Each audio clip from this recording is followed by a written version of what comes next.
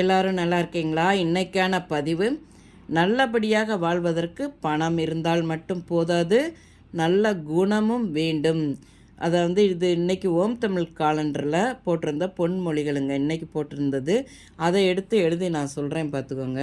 அதாவது ஒரு மனிதனுக்கு குணம் மட்டுமே மனிதனின் அளவுகோல் பார்த்துக்கோங்க.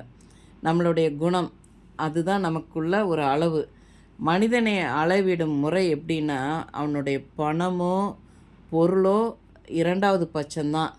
அவனுடைய குணம் மட்டும்தாங்க முதலிடத்தில் இருக்கும் எப்பயுமே.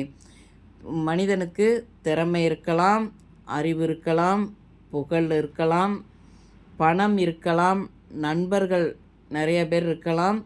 எல்லாவற்றையும் விட அவனுடைய குணம்தான் முதல் இடத்துல இருக்கும் பார்த்துக்கோங்க.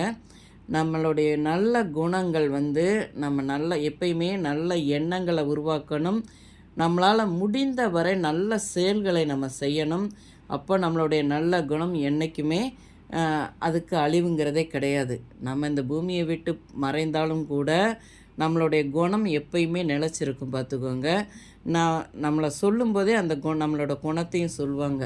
அதனால் எப்பயுமே நம்ம நல்லதை செய்யும்போது நம்மளுடைய குணமும் நல்லதாகவே இருக்கும். இந்த பதிவு உங்களுக்கு பிடிச்சிருந்தால் பார்வதி வீட்டு சமையலுக்கு ஆதரவு கொடுங்க. ஓம் சாய்ராம்.